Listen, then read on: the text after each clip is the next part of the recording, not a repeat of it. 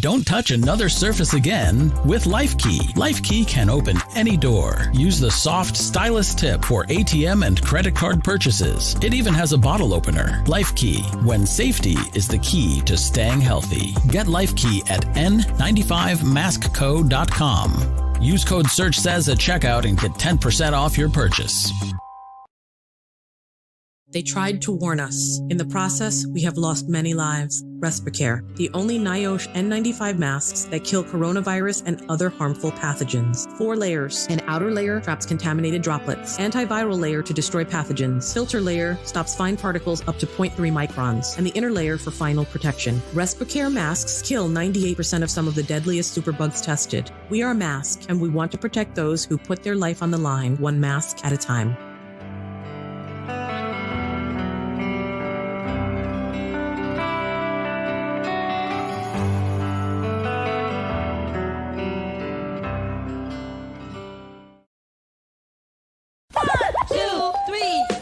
Relax your mind. They have the authority to kill a minority. Right on the side and be best to kill. I'm sweeter and thicker than a Chico stick. It's damn magazine making out that sound. The turntables might wobble, but they don't fall down. Aiming at your head like a buffalo. Make the gas for those little white lies. Lemonade was a popular drink and it's still I was a fiend. Before I became a teen, I melted microphones instead of cones and ice cream.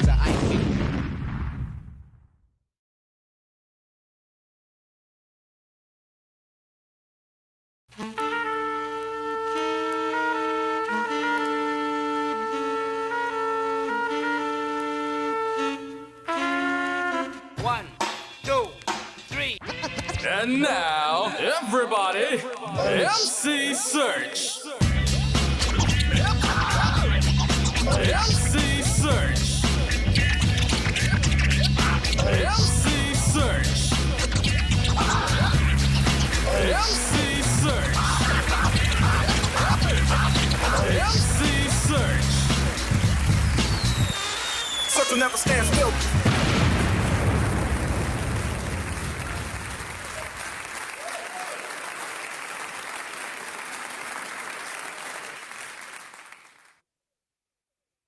Oh, I'm sorry.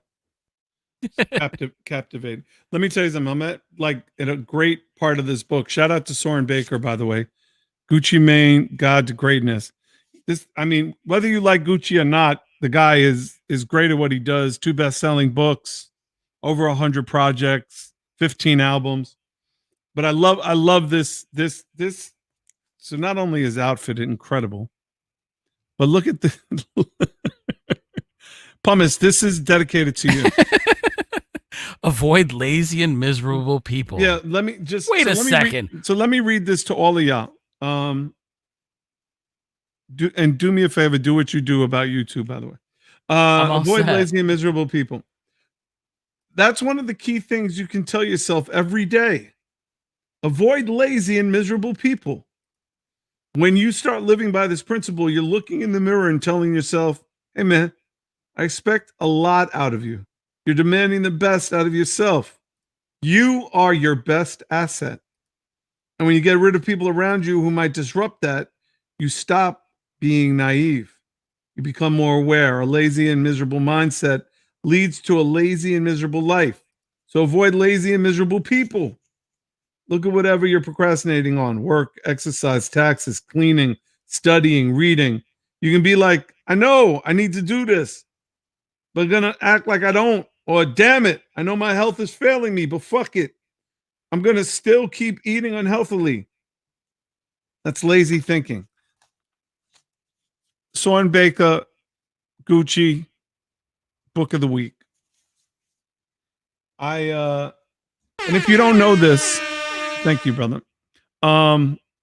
If you don't know this and you're unfamiliar with this, the most successful people in the world read 50 to 60 books a year. That's a lot of books.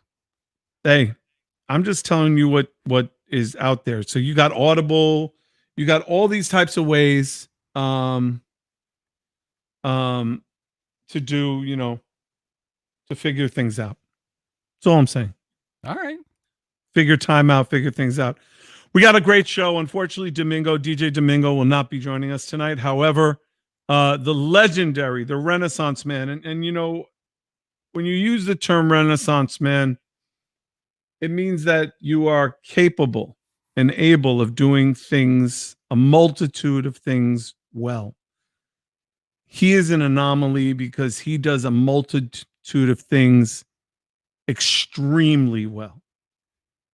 From DJing to curating culture to being a designer, a filmmaker, a producer of records on a label, a father, a human being, a spirit.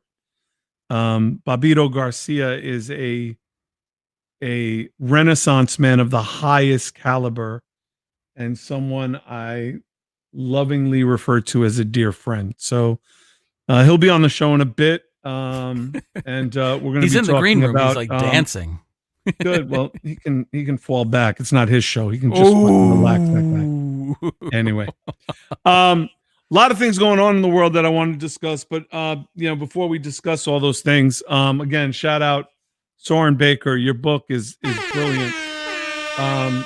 And I like the simplicity of the message, right? So there isn't enough greatness. There isn't enough diversity. There isn't enough well-roundedness. We have created kind of an ecosystem of selfishness. And we get kind of caught in this web of our own selfishness. We think because we come from a certain era that era is the greatest era and we can't accept the greatness of other eras, or we only like certain things and because we only like certain things and we come out of that era that we're stuck there. Nielsen just did a report that most people over the age of 30, to the tune of 98% of people over the age of 30 stop discovering new music. They like what they like, the artist that they like, and if that artist makes new music, great. But if they don't make that new music, then, F them. They're not checking for anything new. I'd like to expand their research into the people. Those same people also don't do new fashion, right? Right. They get stuck. Right. Thank you. You owe me a Coke. Shout out to the great Grillo, who's now the Gorilla. Grillo is here. Shout out to him, the legendary Grillo. His podcast is incredible. Aftershock XL. I strongly suggest you check that out. Also, want to give a big shout out to Bruetta Tea. Now, Bruetta Tea is our media partner. I'm stuck, by the way, on this. Show me again. Yeah, we missed it. Oh, the Island Coconut. That's right. Oh my God.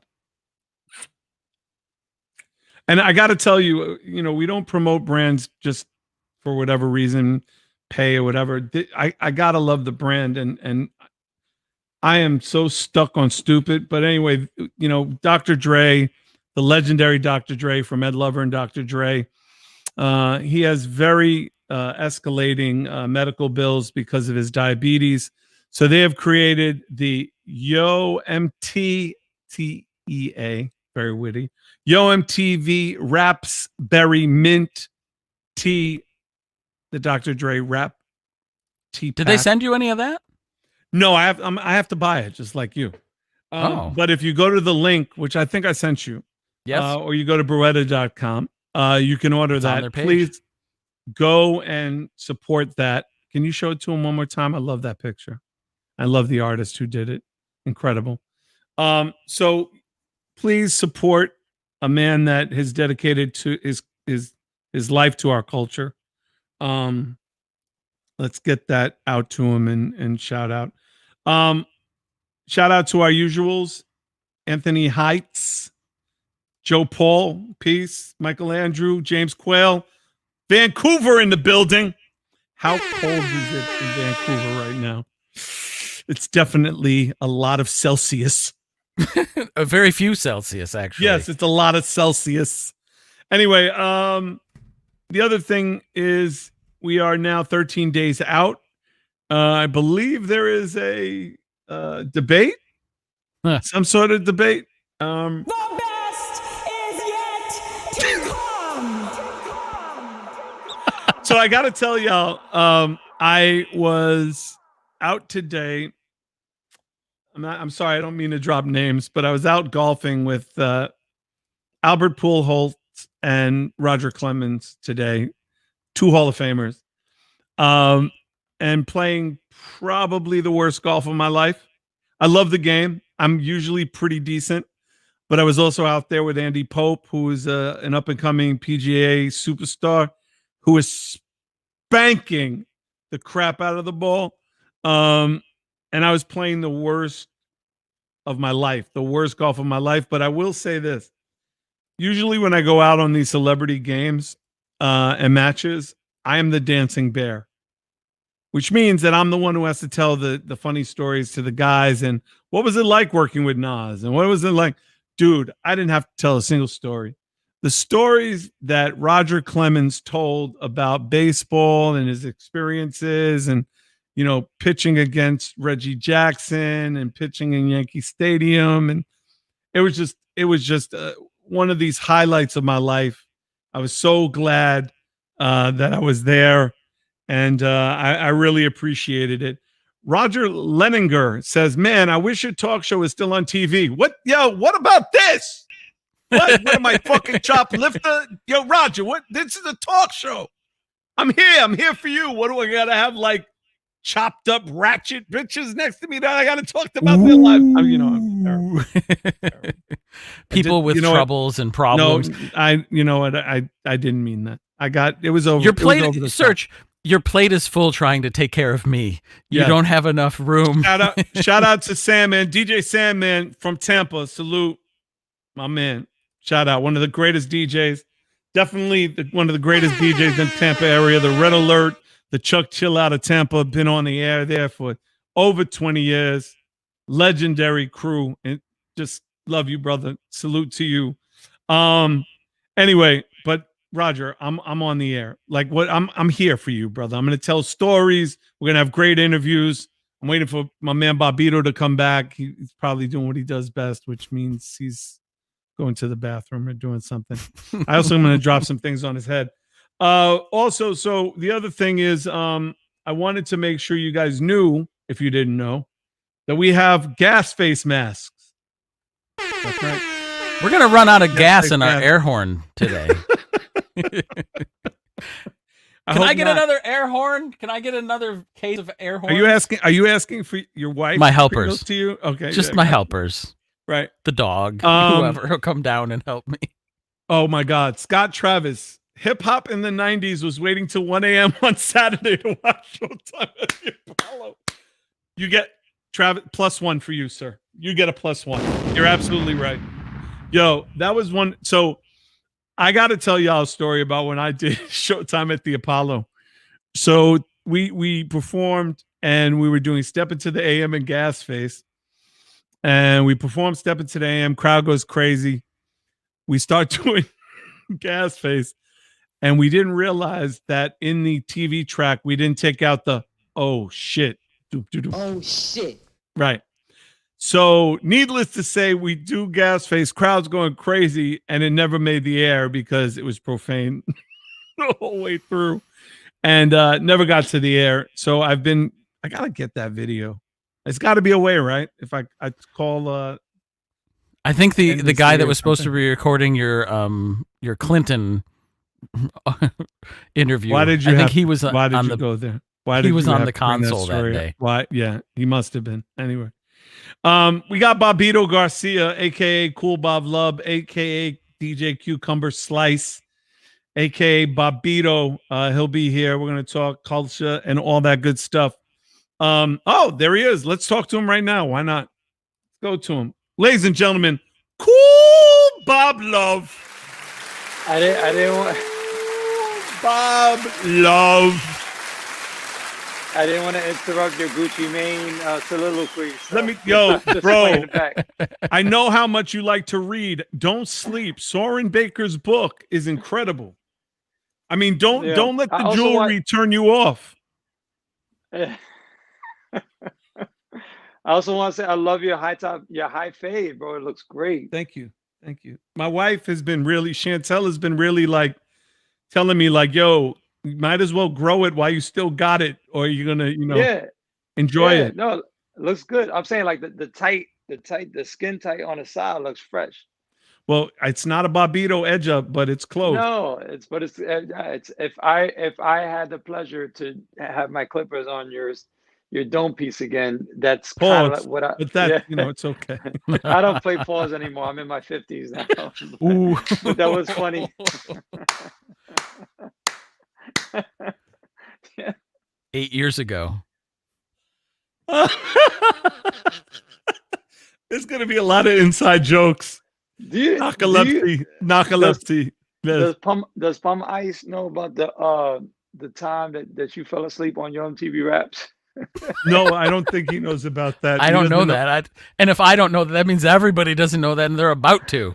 So we used to have. Yeah, go ahead, Bob. Tell the story, Bob. Serch did a narcolepsy. It was like an inside joke that in a crew that we would do like narcolepsy at any moment. Serch decided to take it national. He was on Young T Raps with Five Five Freddy. Him and Pete were on a boat and Serch did the narcolepsy. He put his finger on his tongue. On his lip, and he opened up his bottom lip, and then he fell backward. And he literally almost flipped over the boat rail and fell in the water. It was crazy. I was shocked that you did that on national TV. You basically brought like an inside joke to the world. It was bananas, yo. Well, that was a whole thing. Like I think actually it was a dare. I think we actually like laughed about it. And anyway, I think we laughed about it and we talked about like how we were going to just like do that as a joke. And I don't think you actually thought I would actually do it. No, you know what I'm saying? Like, but I did it. I think at that point, I doubt I dared you because you were crazy. I mean, you still are crazy. I remember we were in JFK terminal and like you did a narcolepsy in front of the departure gate in front of like 80 people. You were like, excuse me, you know what time? Yeah. Yeah. It was great. But I had never, my experience in being in an airport was nada because I had never flown anywhere. So that was one of the same times where like we were walking through security and there was a sign that said no bombs or weapons. And I was like, yo, Pete, we can't go on the plane because we drop bombs and our lyrics are weapons. And like they came up to us and were like, yo, what kind of bombs and weapons do you have? And I'm like, what? You can't scream bombs and weapons in an airport. This is like 1988, 89. Like, I'm like, what do you, we also, I used to also do, you remember when I used to pretend to be a stuntman and I used to have like Pete push me over people. And I used to, so we were in an airport and we were coming through the airport and Pete, like, we pretended to be beefing and there was an old lady and her man and they were sitting there and he bopped me in the back of the head and I tripped over her bag and did a tumble and like laid out and she was like, oh my God. And like her husband, let's call him, Dirk is, call 911. And I was like laid out, like Bava's coming from my chin, and then I got up and I was like, I'm all right. But look, we only had one life. So it was like, those were the best of times. And, it was also kind of for you too, like when you were coming up, when we were all coming up, it was almost like, all right, let's just put our people on. I mean, it was almost like, that was like the rule, right? So it was like, I had my boys from Long Beach, GYP, who became, KMD and Doom and Heem and them and our dancers. And it was like, Bob, we got to put Bob on. So let's get Bob a job. And Bob's going to put George on. Let's put him on. And we got Sake. Let's make Sake our tour manager. And there's MC Disagree and Reanimator. Let's put them on the album. It was always about like this unity, this crew, and it kind of grew. And then there was Cotty, and Cotty started rolling with Loud. And, I always felt like that was just the way we should have done things. You know what I'm saying? It was very much like. It was par for the course, it didn't seem like it was out of the ordinary, right? So, but you kind of also took that and ran with it too, especially when you started doing your own thing. When you did Hoppo. You did Hoppo. Your first releases were with Doom. You had Keo do the graffiti. Tell me about when you started Hoppo Records and kind of like what the philosophy was when you started that label. Well, actually, let me correct you. Hoppo was me and Pete, and we were distributed by Columbia. We put out Curious and Compes D. About 2 years later, I started a complete independent Fondulum. label. Sorry, Fondulum. No, My it's fine. bad. It's okay. Fondulum. Yeah, Fondulum released. Well, I sort of reignited Kool Keith's career by putting out the Cenobites. It was a sort of like a compilation of promos that him and Godfather Don had produced for me and Stretch's radio show that really deserved to be heard beyond just like 1 or 2 times on our show.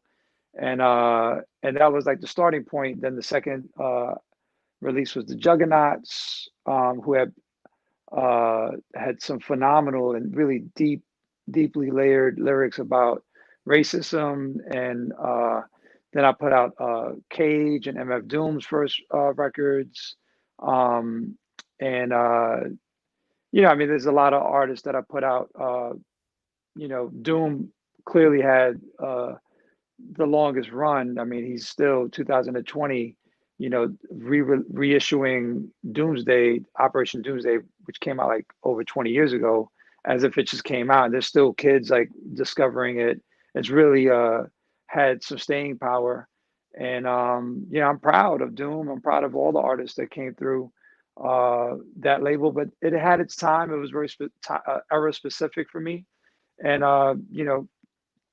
as I've shown, I like new challenges, and I just kind of like stepped forward and left it there and moved on. In the last 20 years, I've done diversified greatly, and I anticipate in the next 10, 15 years, I'm going to continue to do that as well. When you talk about diversification, what pops in my head is what I was saying, which is, to me, you are the anomaly because you are the quintessential Renaissance man. You don't do one thing well. You do 1,000 things extraordinarily well. But one of your real passions is basketball around the world. Yep. And I'd love for you to kind of expound on that a little bit for people who don't know, because you've not only brought the game of basketball and the skill set, your skill set, which is a mindset of not only practice and execution, but also you've brought your love of the game and all that it encompasses around the world. So can you talk about that a little bit? Sure. I mean, it's not just execution and practice, but also creativity. And I've been someone who's been advocating that, for decades. And I started coaching in 1981. It's crazy. I was 15 years old, and all these decades later, like I'm still coaching and training on various levels. Most recently, I was asked by the NBPA, the National Basketball Players Association, to be a trainer on their training ground campaign presented by Spalding, which is on the Famer app. So very soon, or possibly this week, drills that I have created and used at camps and clinics, in 6 different continents around the world, will be available on the NBPA / Famer app. Also produced Bobito's Basics to Boogie Dribble and instructional video. I did that back like 17 years ago. I originally released it 18 years ago. I just reissued it this year, just because I've been sitting on it, and with the pandemic, and in New York City, the rims going down, it was just like a light bulb in my head, like, wow, like I can't even work on my jump shot right now, but I can still work on my handle, and I want to encourage other people to do the same. I also have my tournament Full Court 21, which is the world and sports first and only presentation of 1-on-5 which means that like basically whoever has the ball, everybody else on the court is on defense. And found it highly successful and impactful. Have done it in qualifiers in Africa, Europe, South America, as well as Asia. Last summer, 2019, well, actually 2 summers ago now. Whew, we did the oral final at the GOAT, aka Rocksteady Park. That's the court that I grew up on, and for last like three all world finals have been won in the men's division by international players. Three from Canada, one from Japan. Three out of the last four winners in the women's division have been international players. One from Milan, three from Tokyo. So, it's something that I'm really proud of. Started in 2013, and I didn't get to do it this year because of the pandemic. But if it's risk-free to present it next year, then I'll do it. If it's not, then I'm not trying to chance anyone's health or life. But basketball is something I'm highly committed to. And for those who would like to explore more of my history with the game, check out my last film, Rock Rubber 45's autobiographical documentary that I produced, directed, music supervised, and even had a hand in editing as well. Interviewed you for it. We had a lot of fun at the barber shop next to Sweet Chicks down at downtown. And that it's a lot of people know me for sneakers. A lot of people know me for hip hop, music, but basketball is what got me any light in hip hop and any light in sneaker world. It's the starting point for me is basketball. That's how I met you, because I was cool with Mark Pearson, aka Serch, and I was cool with Dante and downtown club scene, and it's a lot of things just kind of like gel together. But if I wasn't playing ball, I don't think I would have had like the cool factor with a lot of cats, in the industry, or yourself and Pete. The other thing that I loved about you and hanging out with you back in those days is that you were one of the few people that could keep up with me on the dance floor. And although you have maintained a lot of fun times, bro. Although you have maintained your fighting weight, I have not. I would like to ask you though, of all of the dances that you remember from back in the day, what is your favorite dance that you still like to kind of do today? When you get the shimmy ya out and you're behind the turntables and you get that 15 minutes of glory on the dance floor, what move do you go to? Well, I love you for bringing that up. I have very fond memories of dancing for third base, not only working at Def Jam, but being on stage with you guys at the Omni in Atlanta. Forget the arena that we did in DC on the LL tour. Also danced for you guys at the CMJ convention, on a little stage with a rug. It was like impossible to dance. I danced in a Step Into the AM video. But in terms of transcending my movement from the 80s to 2020, like I find that rocking, which in that era I was calling up rocking, but having met a lot of the original cats that developed that art form from the 60s and 70s, and they term it just rocking, not up rocking. So now just call it rock, rocking. That to me is still like the one way that I find like it's just like incomparable, like when you're like battling somebody, or even if you're not battling somebody, if it's just like, going to the groove and you're listening to the music and you're reacting to the music. But there's one dance now, Serch, that I really would love to learn, and it's bomba. Black Puerto Ricans It's like Afro Boricua roots music, basically. But you know, the slave trade that landed, unfortunately, in Puerto Rico, you know, my homeland, and it's centuries old, and basically the dancers dictate to the drummers what to do, which is very rare. I mean, most times the dancers are reacting to what the drummer does. But in this instance, in bomba, if the dancer goes like this, the drummer goes, oh, doom, da, da, da, da. And if the bomba dancer goes, you know, does a twist, and the bomba drummer goes, da, da, da, da, da. And it's like a battle between the dancer and the drummer, but the dancer is dictating to the drummer.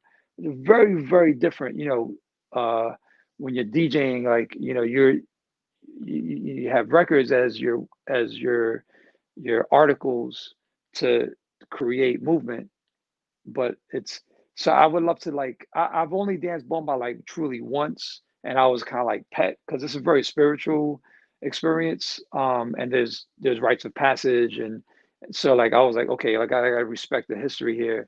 But yeah, it's something that I would love to incorporate at some point in my dance. And there's also, Maybe. you know, you're really. I'm sorry. Go ahead, Paul and stuff. No. That's all I was gonna say. Yeah, I was just going to say, because you're also really confined by the turntables. You're also confined by the music and the records, because those records are limited by what was already pre-recorded. When you have live drums and you have live instrumentation, you're no longer limited. You're kind of outside the box with the freedom of expression between what your body is doing and what the musician is doing. So that syncopation it's religious. It becomes a very religious experience. So I could see why. Yeah. Let me share that. So me and Stretch recorded an album that got released this year, 2020, titled No Request, with our band, the M19. So Stretch and Bobito and the M19's band. The album's titled No Request. And we did our first show at the Kennedy Center. Imagine that. Like, our debut live performance is at the nation's official cultural center. And, you know, we had a talk with management and the label and the band. And, you know, our drummer / percussionist is Babalao. You know, he studied in you know, Cuban spiritualism. And, you know, we were like all on stage. And so it was predetermined, though, that during our rendition of Que Se Sepa, which is originally by Roberto Rowena, y Su Palo Sound, that I would have a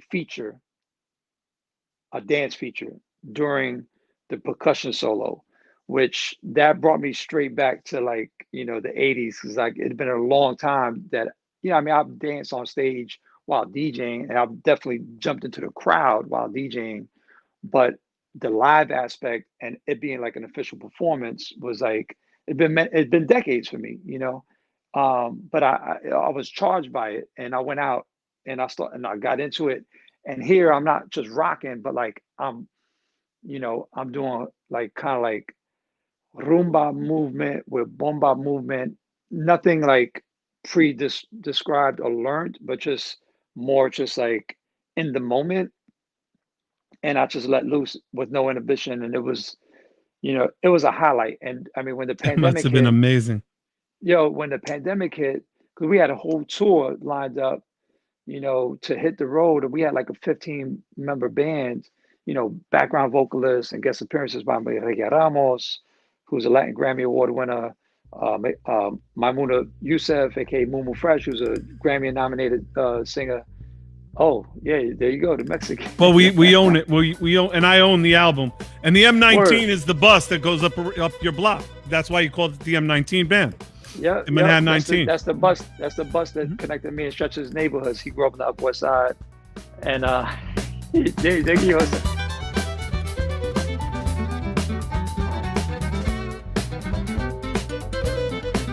Yeah. Word. So that's the Mexican. David Hernandez says we should have had a dance off between me, you, and Heavy D circa 1989. Who would have won? Let me tell you something. Real talk, David. We would have smoked Heavy. No, we would have smoked Heavy. Heavy would have been out of there in 5 minutes, because what you used to do, the move you used to make. I don't know if I can even show you my headphones, but I'll try. Dude, not only the fourth slide, but you used to give everybody the bang, And then now it was over. Like you'd go down to your leg, bum, bum, bum, bung, and then and then you would, it was basically over from the bung. The bung was that was. Thank you, but I messed up a lot of Air Force Ones trying to do the floor slide, and it's a travesty. After a while, I was just like, you know what, like maybe gotta let that go. Yeah, yeah. But I love the. I mean, I think I was the first day the album came out. I copped it. I mean, it's just a great album. Yeah, of course, man. Thank you. Actually, I'm gonna run downstairs. Yeah, I gotta run downstairs because I gotta show you something. Yeah, I gotta show you something. I'll be right back. Hold on. I'll be back. Okay, this is bizarre. Yeah, you never know what's gonna happen with Serch. This is the first time I've ever been on a podcast where the host just exits. Just broke out, I've got some hold music for us. Okay.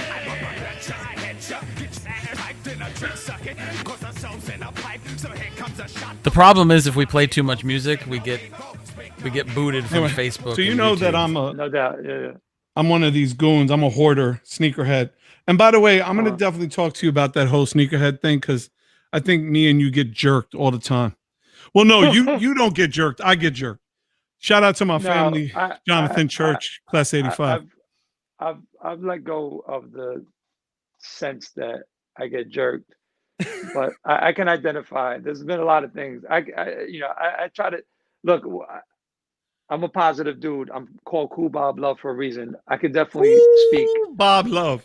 I could definitely speak poorly about certain brands in the industry, about some trickery that they pulled off, but. Let's keep it positive. And we're gonna stay positive, but I'm just saying that like there's a select few that are the original sneakerheads, and I went out in the industry even as little as 5 years ago and saying, look, I got an idea for a show called Sneakerheads. Like it should be us dudes. Like we're definitely the dudes that like created the sneakerhead culture, and now it's being done by people that didn't really own a piece of it, but it is what it is. You're right. Anyway, I did want to show you this. Hold on, let's zoom in on that. What do we got going on here? That is the sweatshirt that Bobito used to give out. This is the sweatshirt that Bobito made for his label. Oh wow! That I've kept. Okay. That I wore twice and put on ice. I haven't seen that. Yeah, I haven't seen that since '96. Ultra weight Lee. Yeah, man, that's good. So I keep this in the closet. Eventually, it'll fit me again. I don't even have that.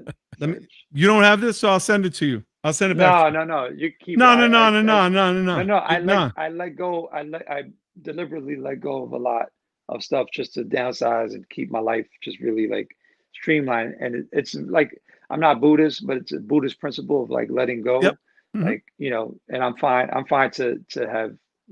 I said that earlier when we were talking about. I was like, yeah, no, it's just very ever specific. It's a great logo. I love the the dude and the girl dancing. Of course, man. I love, and it's what I love. It's so specific to the culture because the bald head kid has no eyebrows because back in the day the uptown shit was to have no eyebrows in '96. Like it's so perfect. And the girl got the bun perfect with her eyebrows all done and the cat eyes. Like you're very culturally specific in a lot of ways, which is just again what I love about you. Thank you. That logo was designed by a kid that lived on 9th Street in the LES, who was like super introverted, bro. Like I had the way I got the logo was I went on air on WKCR and I was like, yo, got a new label, looking for a logo, submit entries, and the best one I'll just roll with. And this dude like mailed it to the station, wasn't no Jiffy pad, it wasn't protected, it was like a regular envelope, and he had the logos inside. And I opened it up and I was like, yo, these are hot. Hit him up. His name was Damien. I don't remember his last name, but yeah, very never spoken about that in an interview. That is crazy. Thank you for bringing that out. Yeah, no, it's crazy. I mean, but listen, and I want to talk about KCR because obviously what an amazing moment tomorrow. Not only the 30th anniversary of Stretch and Bob, but you're back on Apple Music, which is amazing. And shout out to Daddy Reef also known as Rob Tulo, class of 1985, my high school music and art classmate. But you know, one of my favorite stories about those KCR days was you learned on the fly in a lot of ways. And when you got on the radio at KCR, not in a lot of ways. Like that's what happened. Like me and Stretch both learned on the air. You know what I mean? Like, right. But I mean, me specifically, like I learned how to DJ on the air. Right. You know, Stretch was already DJing. Like I was literally like practicing. Right, you'd never been an on-air. You've never been in. Right, you've never been an on-air personality. I had one turntable in the crib, and when Stretch was late, I would like DJ on the air with 2 turntables. I had no clue what I was doing. Right, and it was evident. Yeah, no, I had one of those moments when I was on the air in Norfolk, Virginia, on my FM station, where the DJ had to run out, had an emergency with his mom's, and was like, "Yo, do this," and I was like, "Yeah, this is not going to end well for the station." Yeah. I could just tell this is going to be the worst hour of radio in the history of radio. And I remember a guy calling in and saying, "Hello." I was like, "Hello, 92.3 The Beat. Who's this?" Did DJ Stress? I'm Serch. He was Stress. Did Stress have a stroke? Is he okay? And I'm like, "Nah, it's Serch. Stress had to go out." He's like, "Oh, that's why the music sounds like shit." I was like, go back. But it was one of those moments. But I remember in your movie, the Stretch and Bobito radio that changed lives. You talk about this story about being so amped to get on the air that you just literally turned up the volume. It was the quickest mic break in radio broadcasting history. Can you tell that story? Yeah, I mean, well, let me just backtrack. So please. The first broadcast was Thursday, October 25th, 1990. Stretch and I are celebrating our 30th anniversary this week and for the rest of the year. Quite honestly, we have so many things lined up. The debut of our Apple Music Hits new show called Stretch and Bobito Radio is Thursday, October 22nd. Friday, we're going to release remixes of archival freestyles by Big L, Jay-Z, Method Man, Ghostface, and Biggie, which we had our band play new music to original instrumentation, and that Stretch kind of like looped and layered into like new background music. Imagine Big L, Jay-Z freestyle. Everybody knows it by heart. People want to hear it with new beats. It's like it's crazy. So that comes out on all digital platforms on Friday, and then Sunday we're doing a 30th anniversary virtual screening that's going to be free all 24 hours of October 25th, 1990, our actual official anniversary. People can watch our film Stretch and Bobito Radio That Changed Lives, and then at 5:00 that evening, me and Stretch will do a virtual Q&A. All the information is at stretchandbobito.com for people who are interested. Now, like I had my props working at Def Jam. I had my props having played pro basketball in Puerto Rico. I had my props playing playground basketball in New York. But being on air in New York was like nothing else. New York was like the mecca for the world, for hip hop. And, we had all these fantastic personalities: Marley Marl, Prince Messiah, Hank Love DNA, Awesome 2, the Dirty Dozen, Chuck Chill Out, Red Alert, P-Rock. On and on and on and on and on and on and on. And, it's all in my head, like all these people I listen to, and all of a sudden, like me and Stretch are about to go on air and he's DJing. We didn't start the show like talking. It was like we started the show playing music. The first record was Ultramagnetic Ego Tripping that Stretch played. I remember that distinctly, And Stretch looked at me. He was like, "Yo, get on the air." And I was like, you know, the phones were lit up. You know, people calling in like, "Yo, what's up, B? Yo, that joint is quite." You know, I'm hearing it like, you know, it's like all these things are going in my mind. Like, yo, like millions of people might be listening right now. Yo, and Baboon had my heart, B. Like I was just like, yo, we are about to have a voice to like the most thugged out hard rock audience in the world, you know? And I brought the mic level up, and then I was like, "What's up, New York?" I like screamed, bro. Like it was like part, you know, like when you're nervous before a show and like that nerve, this energy like transforms into adrenaline, you Mm-hmm. know? And that's all it all went through my arm, and I was like, and I just brought the mic back down. I should have I stationed ID, WKCR, you know. It took a couple of mic breaks. And then like as soon as I got it, I was like, and then as soon as I got the cosign from like all the prisoners, you know, who started writing letters, like, yo, show is dope, yo, can't wait till next Thursday. You helped me through my bid, whatever, whatever. Then it was like, oh, okay, if they like what I'm doing, then I think I'm all right. You know, like I don't need to be acknowledged by anybody else. Um, and yeah, I mean, then I got my confidence very quickly. But yeah, that first show, I'm sure I had like a 9-inch skid mark in my boxes. No, If you want, let me tell you something. if you I want get it. TMI, you know what I mean? Like, yeah, like, Yeah, nah, it's all good. yeesh. But I will ask you this because, you know, the one thing that I can relate to, again, I didn't have a radio career until 2000, 2001, 2, and 3 when I was on radio in In Detroit, Virginia. right? Well, I was in Virginia first. I had Saturday Night Oh, Searchlight okay. in Virginia at 92.3 The Beat, and I did that for 3 years. And I literally flew down to Virginia every weekend for 3 years.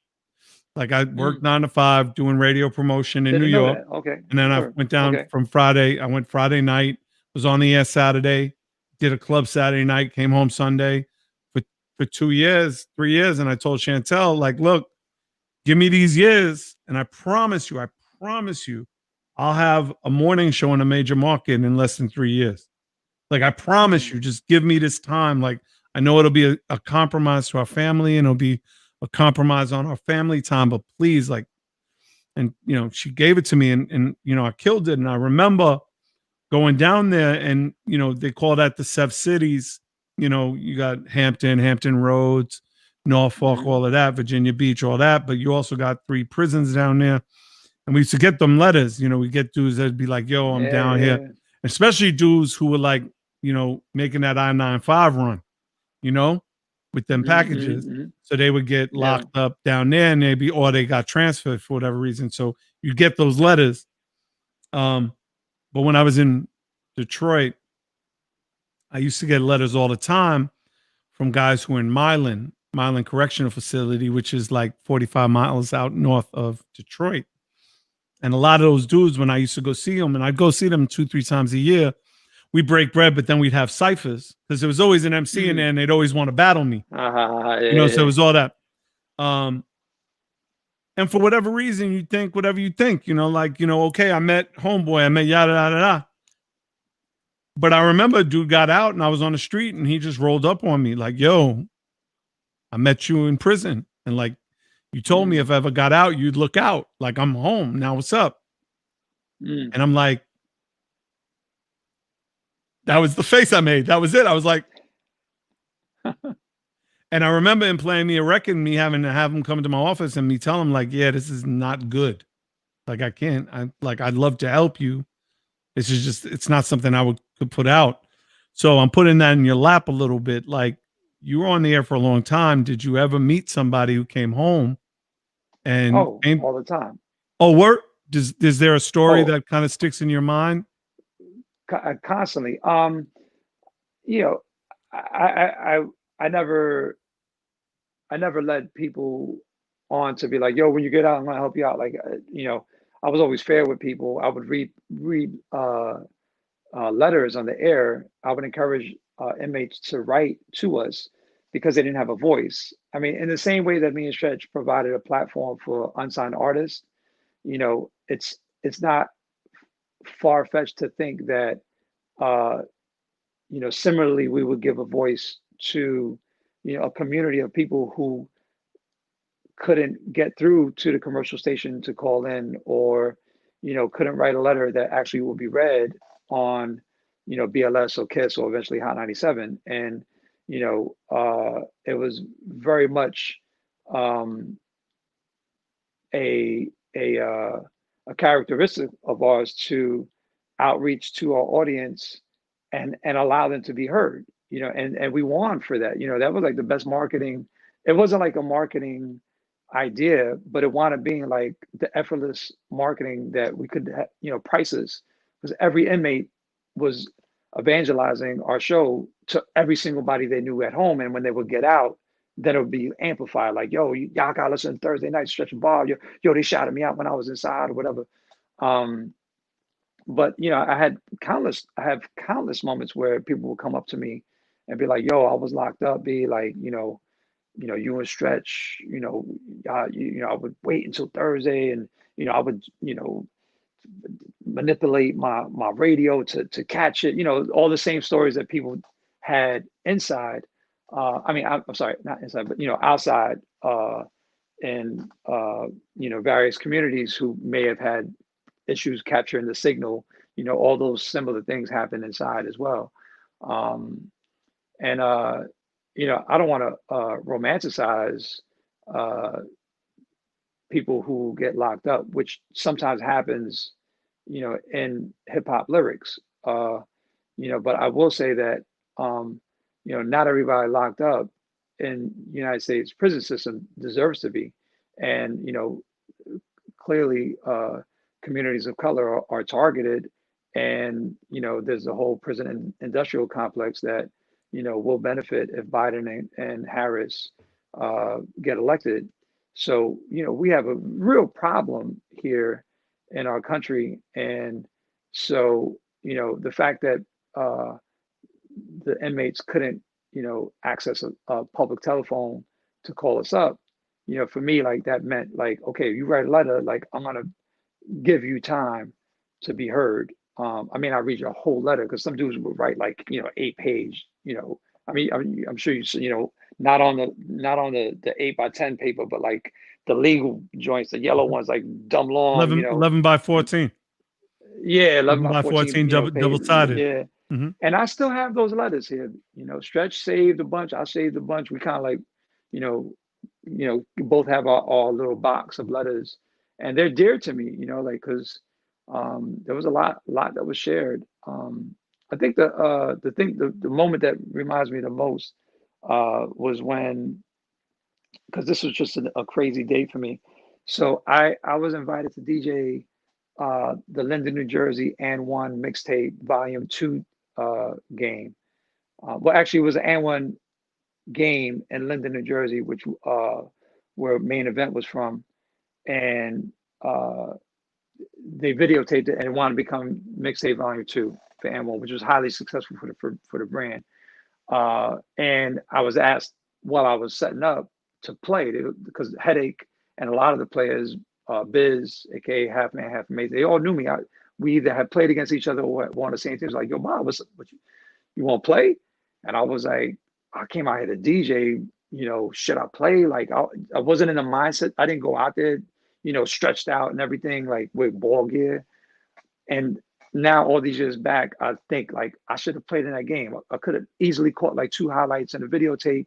Would have been like on the first tour, like, you know, would have been on the TV show. I mean, it's fine. You know what I mean? Like what I wound up doing in basketball equated, if not exceeded, what I would have done in and one mixtape. Right. But in any event, when I was DJing, I remember distinctly, I played a Mobb Deep album cut called Right Back at You. And there was a dude that walked up on me during that song. It's all vivid. You know how like you have these real vivid memories?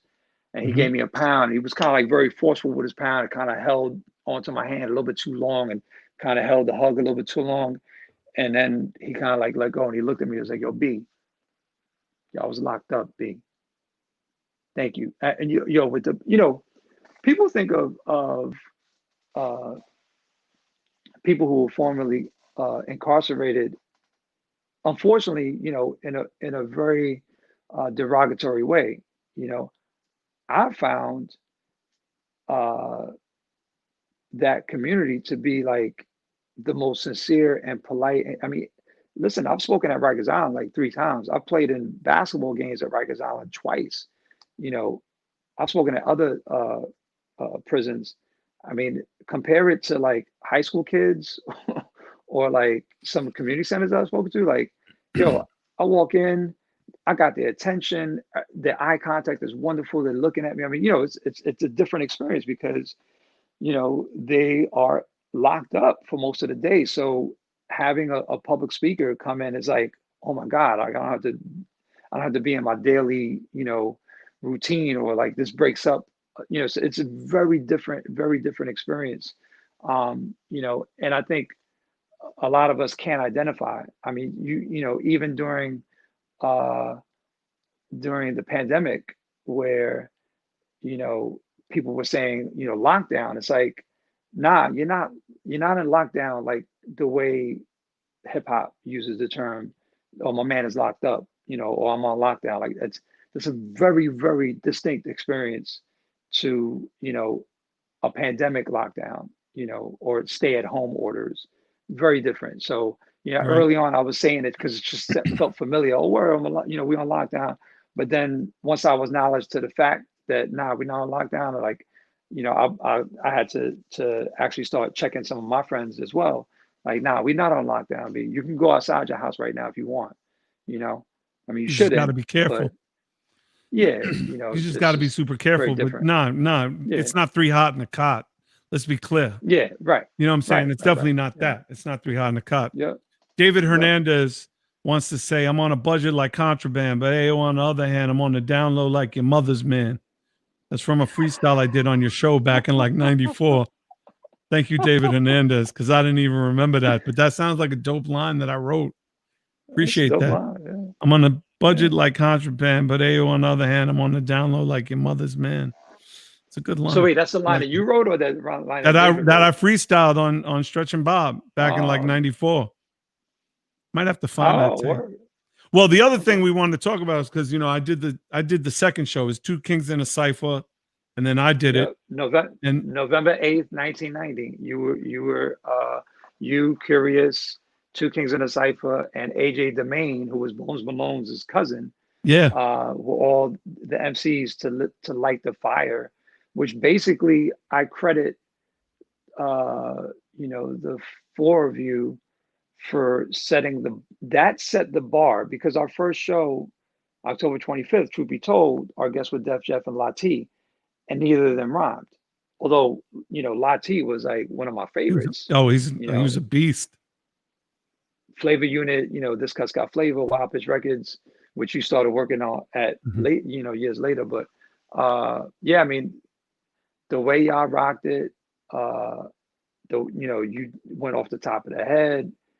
It was like, Bobito was the Edge King, the king of swing, doing my thing, ring a ling on the cellular phone. Gotta go home because my girl Chantel's gonna this bone. Word to mother, not the mother to the word absurd. What you heard is off the top of this grill, ill.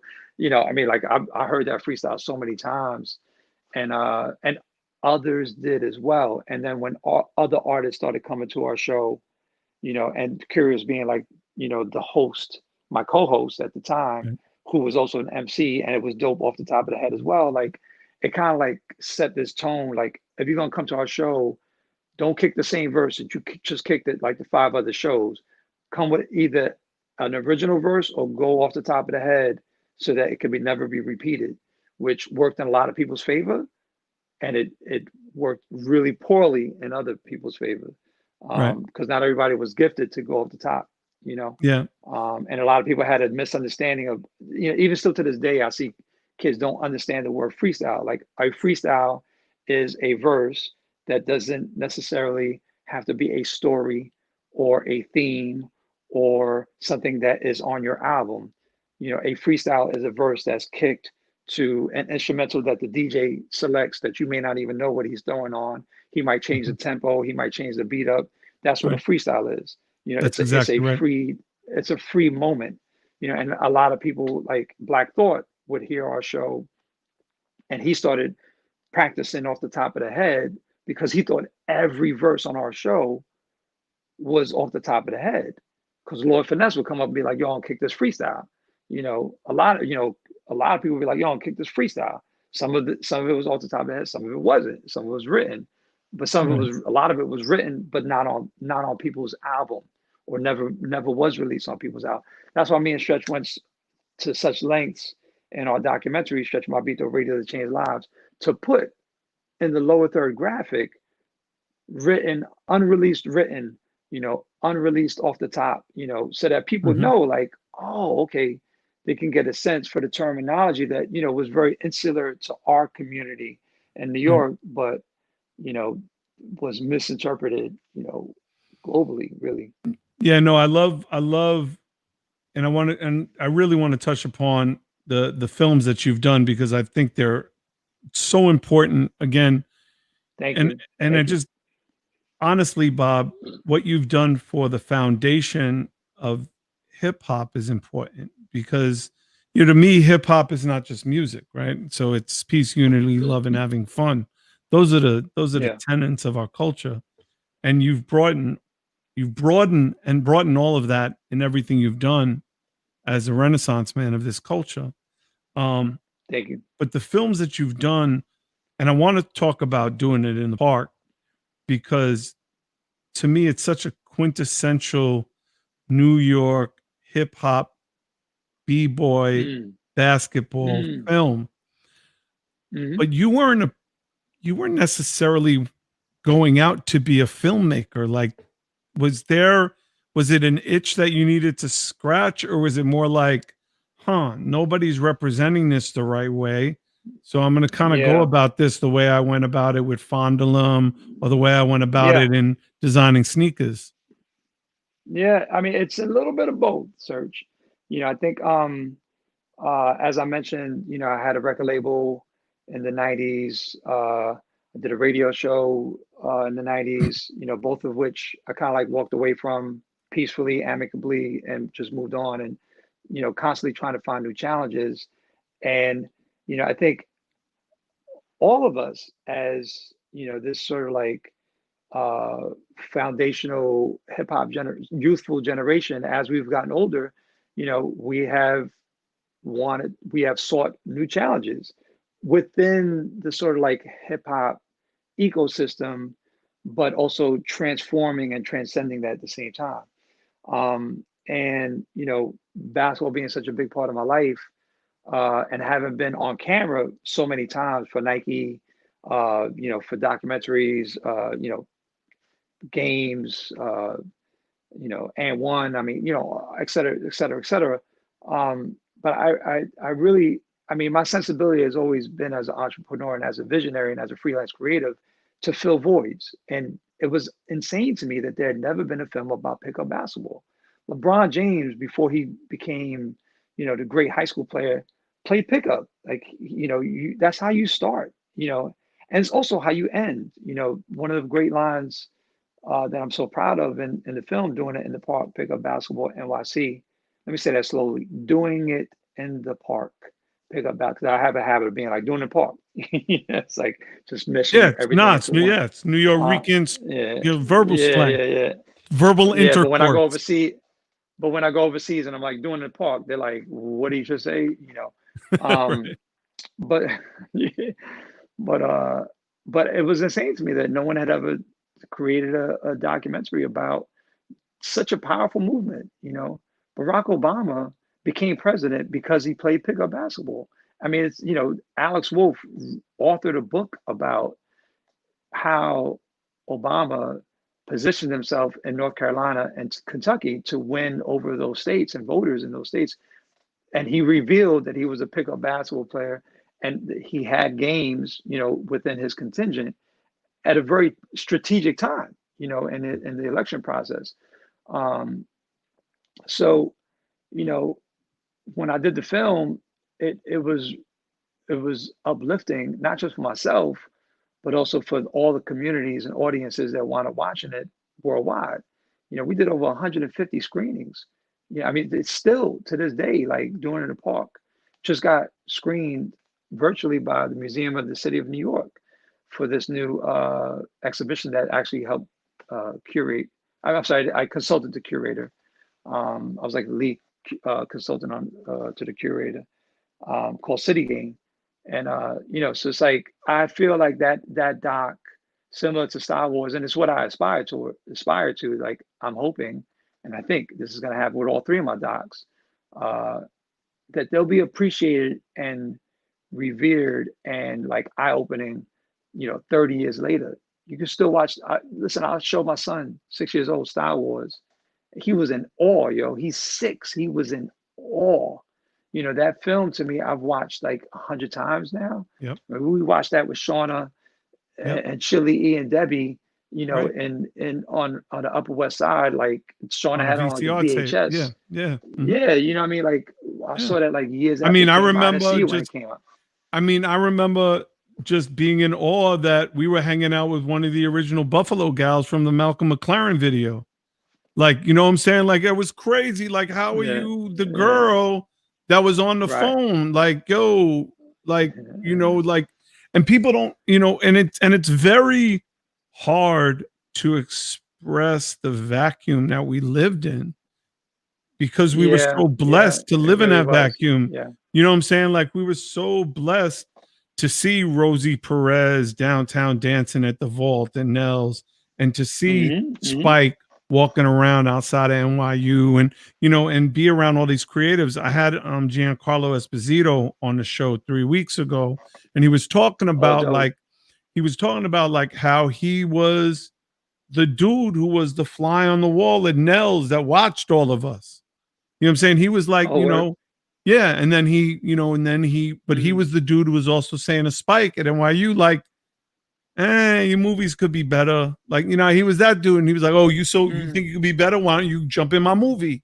And he did. And you know what I'm saying? And that's kind of like how that's how he becomes Gus Fring. That's how he goes into the Mandalorian. Like, we live in this vacuum, and it's so special. And again, like, I remember taking the OC tape, when we were working on Word Life, and bringing Times Up to you first, not to Red Alert, not to Flex, not to bringing it purposely Thursday night, because that was the audience that was going to tell me if it was hot or not. You mentioned another record, which to me is, and I got to be honest with you, I just told somebody this. The Juggernauts' Clear Blue Skies record is top 5 greatest songs of all time. All time. Can you, I mean, I still get goosebumps when I hear about that, when I think about, with the extra ribs and I mean, it's just amazing records that came out of that era, and that we were involved. And I say we, because it's we, like, we were involved in those things, nonfiction and Q Unique and Awesomeness and like that whole era. But how do you convey that? How do you, when you're talking and you're speaking to somebody about this culture, this ecosystem, because it's the only way to really say it. Yeah. How do you convey the uniqueness of that ecosystem to someone who is a million miles away from it, right? And how do you help them create that ecosystem for themselves? I mean, those are two profound questions, and they're very separate to answer. I think I have availed myself over the years to help a number of local promoters or local organizers throughout the world. When I've been, when I visited South Africa for the first time in 2000, or when I was in Tokyo, the way I was helping out DJ Typhoon in Scandinavia, help book indie artists, and then that blossoming for everyone involved. Really, the local audiences benefited, and the artists here were able to make sort of like a career out of touring, decades later. But my last film, Rock Rubber 45s, I think I had it in my mind to to do an autobiographical documentary, but also had it as let me share this sort of blueprint that I found helpful for me to be a freelance creative, and hopefully like people can watch the film and learn how tough it is, but also like what to look out for and how to navigate those waters that are very difficult. When it comes to like, you know, spreading hip hop and explaining it, you know, I think I've been in enough countries where, you know, English is like the third or fourth, sometimes fifth language spoken, or not at all, right? And so we rely on emotion in those moments and heartfelt like passion, which, you know, doesn't need to be translated, right? And I think people can always sense like my sincerity and, you know, my effort when it has come to, you know, the cultures and communities that I've helped uplift, as well as, you know, have loved, you know, and been a part of. So I don't know exactly how to answer the question succinctly, but no, I but, think you know, you I have a did. whole career. Okay. No, I think you did, because you really hit it on the head, because that's exactly how I feel. What emanates from you is that you take the love that you got from uptown, and, you know, and I see it the way Afro beats have spread, you know, and now how you have, there's kids now that make beats in Africa that are now getting played on Hot 97. You know what I'm saying? Like there's kids now that are making beats in France that are on Kendrick Lamar tracks, right? So there's been this way that this ecosystem of transference of, you know, one has something amazing to say and do. You know, Snoop went on Instagram, was like, I don't care where you from, send me beats. If they hot, I'm ramen on them. And 3 of the beats on his #1 album are from kids from all over the world that he found on, you know, on like Bandcamp. You know what I mean? Like, that's dope. And that I think, but I think that has a lot to do with, I mean, I'm not saying you or me, but I'm saying you and the culture and how it is kind of said, okay, we have to get out of our own box, right? Like we have to organically grow out of this box, because if we stay in this box, we're going to die. It's very similar to this New York attitude that didn't accept hip hop from outside of New York, because we're like, you know what? Fuck it. We New York. You can't be from Atlanta and get love in New York. You can't be from Florida and get love in New York. You can't be from Texas. Now you got kids uptown sounding like they're from the trap in Alabama, because all they listen to is UGK. All they listen to is T.I. All they listen to, because New York, even though they were New York, it didn't appeal. Guys in New York weren't making records that talked to them. It didn't speak to them. You know, it's why you got, you know, the kids in Brooklyn that sound the way they do now, and all of that. I want to just, I really got to double back on this real quick, because I think it's so important. Tomorrow, Apple Music, Stretch and Bob back on the air. I mean, big shout out to Reef, Daddy Free. Very few people will know why he's called Daddy Free, but shout out to Reef.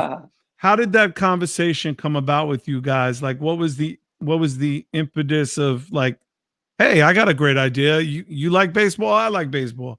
Because you had a show at NPR. You know, it was doing great. By the way, I loved your show at NPR. Loved it. Thank you. One of my favorite interviews ever was the Stevie Wonder interview that you guys did on NPR. In fact, my God. you used, I could have retired. I could have retired from entertainment after interviewing Stevie Wonder dead up like the segment that you got. You used the segment. You used the segment on your album when he said, when Stretch asked him on your album, he said, which remix would you say you didn't like? And he said, I will never, ever tell you. Right? It's a great line. But I mean, the talent that you had on there, but not only the talent, the way, the conversation that you had, right? So when you left NPR, I'm like, okay, because I did step to you. I was like, oh, Chantel and I are doing this podcast thing. We'd love for you to come on board. Let's talk about it. You were like, yeah, B, we kind of doing our own thing. Can't talk about it. You know, we'll be able to break bread about it when it's time to break bread about it. And now this beautiful thing that you're doing, which is amazing. And I'm going to be glued. Like, and I'm just going to keep it a buck with you. I would never spend the money for Apple on a monthly. Like, I would never do it. But now I might. Yeah. Like, now I would literally will strongly consider. I'm not saying I will. I might find a way to get that shit for free still. But I might actually, strongly consider it now. But no. But in all seriousness, like, how do you and Reef and Apple get to a place where you're like, now's the time? Besides 30th anniversary, which is obvious, but now's the time. Yeah. And to make that commitment, because that's also something that I know is a challenge. No, I got a whole lot of things. No, it's just, but I know that's also a challenge for you because I know you. It's like to make that kind of commitment is a challenge for you. Now I'll shut up. Yeah.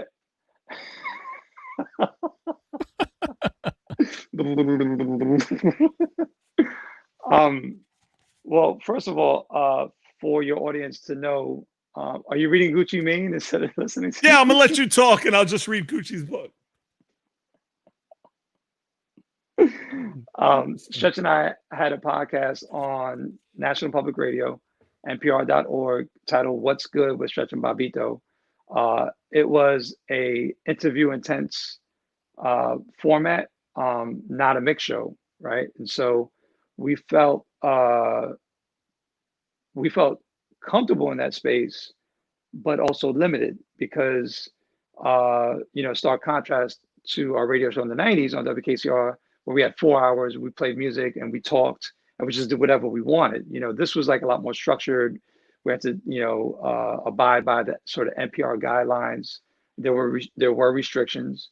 And so while we were encouraged to be ourselves, there were still kind of like borders as far as like how far we could be ourselves.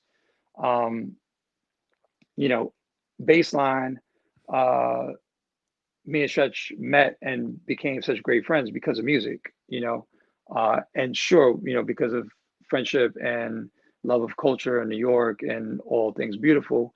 But the bottom line is like, we're two heads, you know what I'm saying? Like, we love beats, we love lyrics, we love soul and jazz and rock and everything. So, the thing with us was that we kept on getting offers to return to radio that were very limiting, like, play 90s hip hop. We already did that. You know what I mean? Like, we in fact, we crushed that. Like, we don't need to like stay stuck in a decade that doesn't completely represent the fullness of who we are. And so Reef talked to us after Stretch and Bobito Radio That Changed Lives really started like hitting a different gear. Like, Netflix picked it up. It premiered on Showtime prior to that.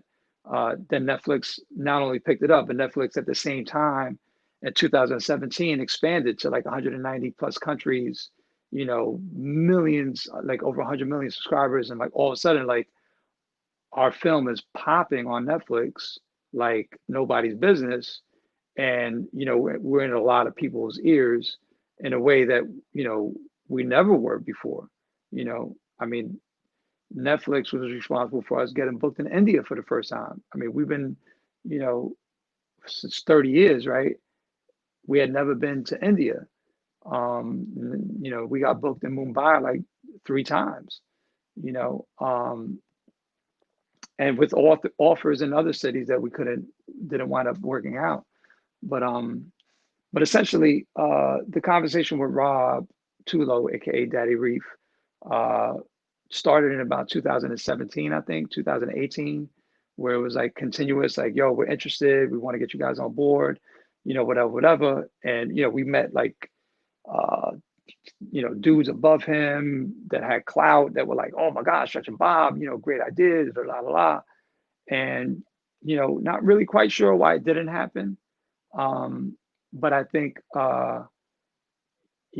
this year has been extremely difficult for a lot of people. For me personally, with the pandemic, yeah, a global impact that has really set us back in so many ways. And then, all the other events that happened this year with, the unfortunate murders of Black lives. And, it's just been a difficult time, right? It's been a really difficult time. And, out of that, uh, you know, there were two forces. Apple started listening a little bit more to Reef, and I'm imagining that he's had some time there to convince people. But I'm sure that the idea that more people were online searching for content, while they were at home, I'm sure that didn't hurt the decision making on that part to be like, yo, we need to expand our roster of radio personalities, and then like Reef didn't know that it was our 30th anniversary. He didn't know that we were going to release remixes of Big L, Jay Z, Biggie, Method Man, Ghostface, Nas, Mobb Deep, Big Pun, with our band, and so everything just kind of like it's just like the universe was just like really in rhythm. When he was like, "Yo, we're thinking of putting you guys on this fall," and I was like, "Yo, why don't you have us debut as close to October 25th as possible, because that's our 30th anniversary of the first show." And he was like, "What? Like we were thinking about doing it in October. Yeah, we could do it October 20th." It's like everything just kind of like lined up. And then it was like, "Yo, the releases of our remixes will be available on all digital platforms, including Apple Music, at midnight, October 23rd. So we debut October 22nd. The remixes come out October 23rd, and then October 25th, is the actual 30th anniversary. It's just kind of like, when you put good energy out and, you have good karma, like things just start manifesting, and that's kind of like what played out here. I also like to share that, me and Stretch since April, committed to doing weekly shows on Instagram Live, and talking about Clear Blue Sky. There was, after George Floyd and Breonna Taylor, uh, we couldn't deny talking about it on the lives. And me personally, I couldn't help but seek out a song like Clear Blue Skies by the Juggernauts to play that. I couldn't help but play Gil Scott-Heron, a poem for Jose Campos Torres, and also No Knock. Gil Scott-Heron made a song called No Knock in 1971, talking about the ability of the police to enter people's homes. And when I played it, it blew people's minds, relating to, the experience of Breonna Taylor and her unfortunate murder. So, I feel like what we can bring to Apple Music is going to be really wonderful and mutually beneficial for all involved. Apple Music, they get like, two dudes who are like as seasoned as they can imagine. The audience there is gonna not gonna have any idea. I mean, we got 73 million subscribers. They're not all going to know who we are. Not all of them watched our film, but every Thursday night, I'm sorry, bi-weekly live from 10 p.m. EST to midnight, you log into Apple Music, the first thing you're going to see is me and Stretch. And then all our shows are going to be archived. So we're going to be brought into a lot of people's homes, and I really feel like that's positive because, it's kind of weird to me that they put us on Apple Music Hits. The tagline is like music you love, that you know and love. Like our first show, like, you look at the track listing, like unless you're like a super duper like music nerd, the casual listener of Apple Music is not going to know like 90% of the songs we play. I mean, they might recognize who sampled it, but they're not going to recognize like the roots and the foundation that we're going to present. So we're excited, bro. It's a fantastic opportunity. I remember you giving me the cassette of the poem of Jose Campos Torres at Debbie's crib. And I met his nephew. Yeah, I met his crazy. nephew. And his nephew has a radio Gil's show nephew in or Albany. Jose Campos Torres' nephew? Gil's. Huh? Oh, Gil's. okay. Yeah. And he just resent it to me on digital. I got the download. I think it's one of the most powerful songs/poems. And I strongly suggest everyone who's listening to the pod, who's watching this live, but will check it, to definitely download that thing. That poem is incredible. So before you bounce, again, knowing because that it's midnight and my 6-year-old is gonna wake me up in like 5 hours. So before you bounce, I have two things I want to share with you. One is me being a hoarder. I need to share these with you, and I need to, as soon as you see these, I need to see what you have to say. That's all. Because they haven't left the box. Go for it. And I don't know how long. Word. As you can see. So, did I bless you with those? You size 13. You did. You sent these to me. Beautiful. You sent you. What I loved about you, man, is that you never just sent me one pair. You sent me these, and then you sent me these. Got a little burn because they're my favorite color. Yeah. Well, I mean, let's give context for your audience members who might be younger.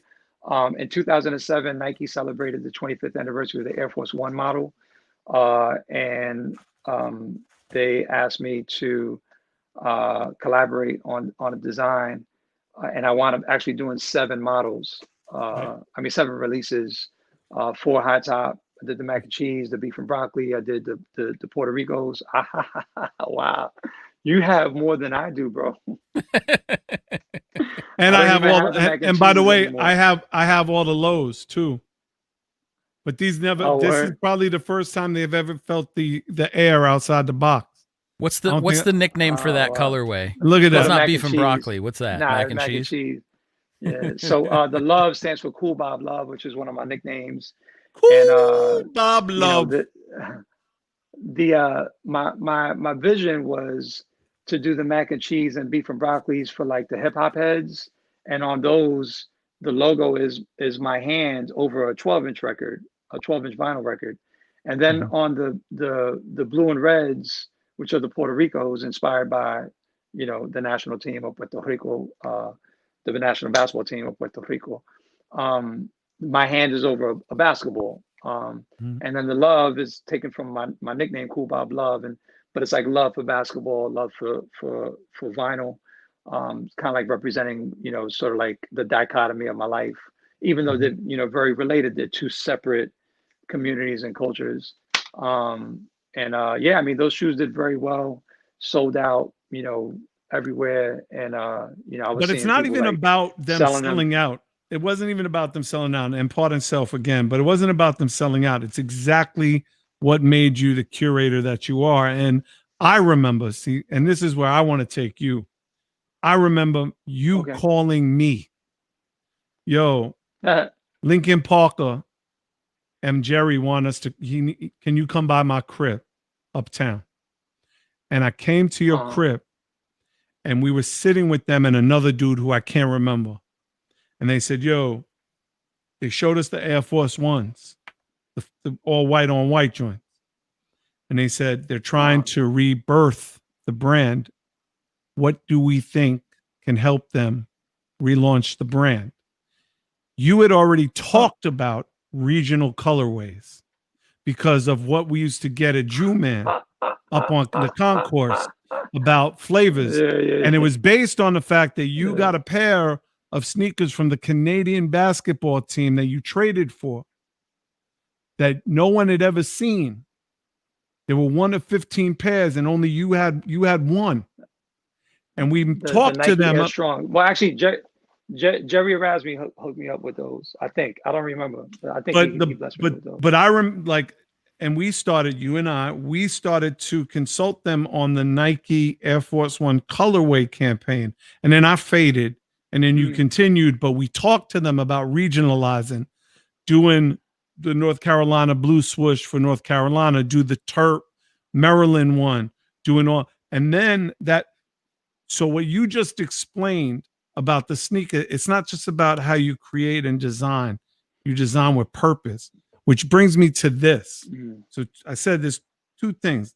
That was one. So Bob, to me, and I'm just, like I said, can't hear you if you're not talking into the mic. I really like your haircut. This is the greatest. Out of all your haircuts, this is my favorite one. Thank you. DJ Cassidy said the same thing. Yeah. Yo, dude, this right here. This right here, bro. Word. This is the greatest for all time. This is literally the greatest presentation of a sneaker thing that's ever been done. Ever been done.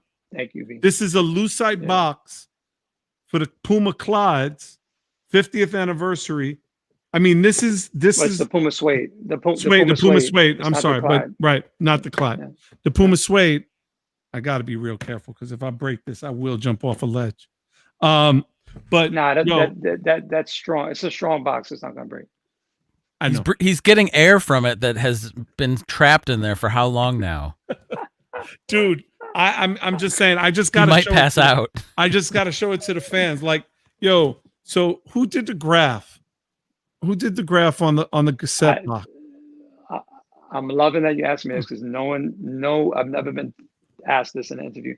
So basically, the 50th anniversary of Puma of the Puma suede was in 2018, and I had done the Puma Clyde in 2016, a collab for the brand. So it was nice to return and have a chance with the suede. Dope, B. So, the way I did the colors for the Puma suede was very much like basketball inspired, because what people don't realize is that the Puma suede was a performance shoe in its beginning. Yeah. And so I was like, yo, we're not going to go crazy with fur and 15 colors and all this other doodads. Like, nah, we're going to make it like authentically a basketball shoe that a ball player would want to wear. Right. No doubt. And as Fat Joe would say, lick friendly. Lick friendly. Yo, but, and what people don't realize, gum sole bottom, Bobito's favorite is the gum sole bottom. Go ahead. Right. I'm sorry, Bob. Puma suede, when I asked them if they could do a gum bottom, it wasn't the easiest thing for them to agree to initially.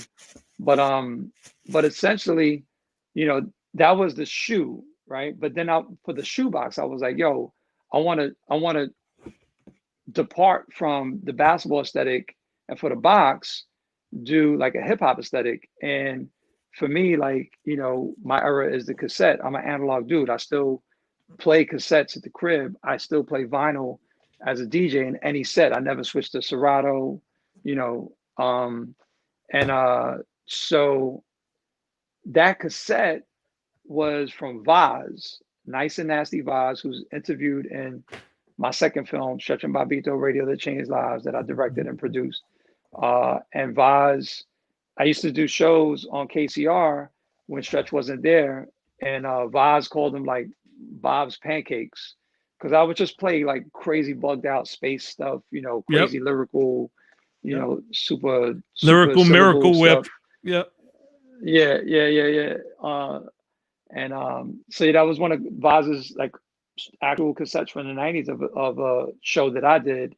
And so I thought it was a nice like paying quiet homage. Like if people got it, they got it, but if they didn't, it still looked graphically really beautiful. And I'd never seen a cassette on a shoebox, you know what I'm saying? So I always just try to do different things, No, it's beautiful. So the last thing I'm gonna leave you with, a Pumice, throw a beat on real quick, please. Throw on a beat. Any beat. Just any third beat. So I'm gonna start thumping. Radio 1, yo. Ain't that something? 91.5. Yeah. But I needed to do this for you. I regulate the lyrical wit to now the wit to such wait. Oh, this is going to be a little different from that. Yo, come on, London. Yeah, in the house. So yeah, and you mentioned the Omni when I busted my ass in front of 17,000 people, but we can tell that story another time too. Thank you for that, by the way. You saved my ass because I tried to really thug it out and have my pants sag, and when I did my move, I busted my ass, and I just remember looking over 17,000 people laughing at me. But in honor of my man Bobito and in honor of his 30th anniversary, and a lot of y'all ask me this all the time. It's in the things.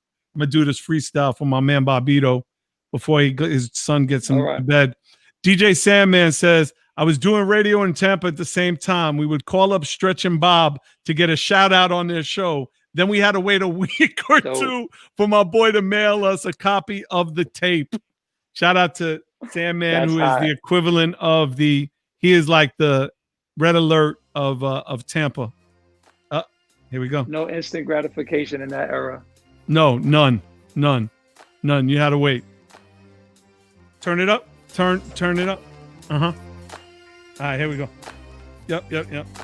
So this goes back to Bob's crib when he used to live with his mom and dad, and I used to sleep at his pad. And I used to lay up on the floor, and we'd get some Nike Air Force One and some Sharpies and make different colorways. Those were back in the days when we used to play basketball, and he used to hate the way that I used to dribble and shoot the rock because I'd always make us get off the court. He used to break his top and get all mad and be like, damn, Serch, you messed up the game. You were lame. And I'd be like so ashamed. But anyway, now it's like 30 years later, and now he got his Apple show, and I got my podcast, and everything is greater in a better way, a better suede. I mean, down to the Puma suede that my man created. Yo, the game and the movies and the films that he elevated. He is a homeboy. He is my brother. For my love for life, I love his brother. I love his son. I even love his wife, although I never met her. And yo, I never sweat her. Yo, it's kind of cold. Let me get a sweater. Oh, that Fondlem one from like 96. Is that what you said when you used to drop all the mixes from like Doom and from,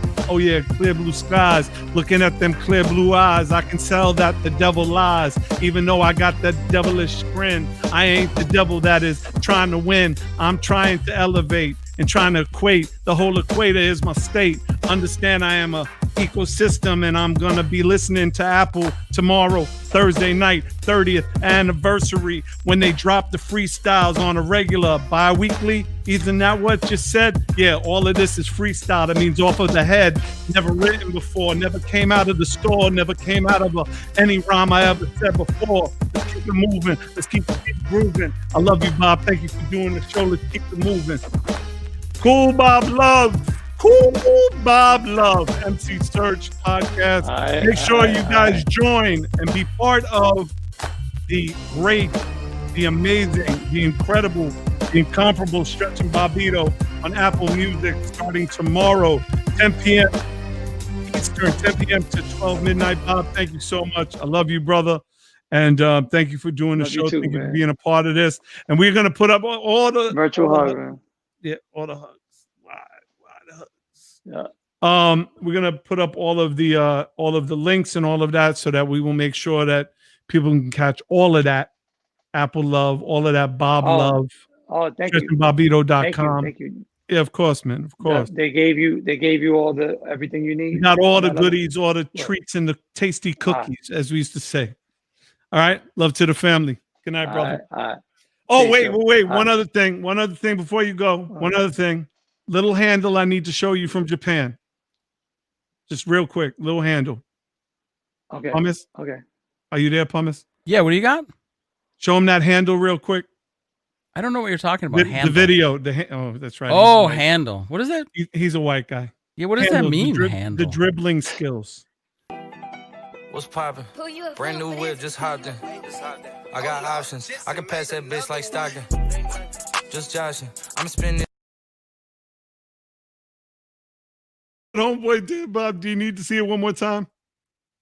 Watch his hand. Show him to him one more time. What's poppin'? Brand new whip, just hopped in. I got options. I can pass that bitch like Stockton. Just joshing. I'm spinning. He's so confused. That's great. Yo, he had such a great handle. He must have learned that from the Bobito handle shop right there, man. Anyway, thank you, Bobito. Nah. Stretch and Bob. Make sure you go to stretchandbobito.com and check them out. Biz, my niz, you know what it is. All right, peace, yo. Peace. All right, we're gonna get out of here. Kick from studio. Yeah, anyway. I'm trying to deal with this right now. I don't know what's going on. What happened? We might not actually be live on Facebook. Oh, we're still live on YouTube. Yeah, no, I see that we got kicked off Facebook because we played beats that were... No, that's not what it is. It thinks there's suspicious activity, but... Okay. All right. Well, whatever. It's not working. Anyway, I think we're back on. It says, who gives a fuck? Fuck them. Anyway, fuck Facebook. Oh, shit. Thank you very much. I think we're in trouble. Anyway, we're going to get out of Dodge, but thank you guys so much for the show tonight. Thank you to my man Stretch. We'll have DJ Domingo back on. His platform's doing amazing. And for you young artists who are looking for a way to get your career started and get some really good focus, his media platform might be great. And I got to get Soren Baker on the show to talk about this book. I'm really just, I mean, the kid is, I don't care what you say, if you like him or not, the kid is brilliant. Anyway, we love y'all. In the words of my wife, Chantel, please remember throughout your day to say what you mean and mean what you say. In the words of me, if you don't have an agenda in this life, someone will give you one and it might not be nice. So always have a plan. And if someone says to you, have a good day, turn back around and say, no, you have a better one. Because whatever you want from me, I want twice as much for you. All right. We'll see you next week. More guests, more celebrities, more stars, more talk, more Bangladesh business.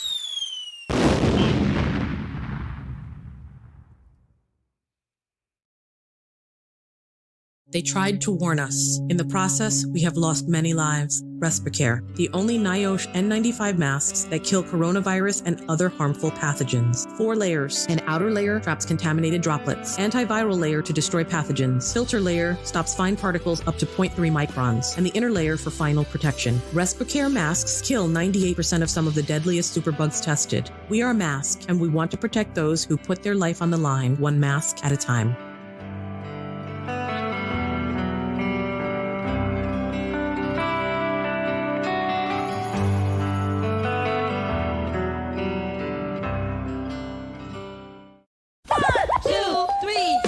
Relax your mind. They have the authority to kill a minority. Right on the side and be best to kill. I'm sweeter and thicker than a Chico stick. And damn, at the stage making that sound. The turntables might wobble, but they don't fall down. Aiming at your head, I can puff Make you the up. gas face. But those little white lies. Lemonade was a popular drink and it's still I was a fiend. Before I became a teen, I melted microphones instead of cones of ice cream. Don't touch another surface again with LifeKey. LifeKey can open any door. Use the soft, stylus tip for ATM and credit card purchases. It even has a bottle opener. LifeKey, when safety is the key to staying healthy. Get LifeKey at n95maskco.com. Use code SEARCH SAYS at checkout and get 10% off your purchase.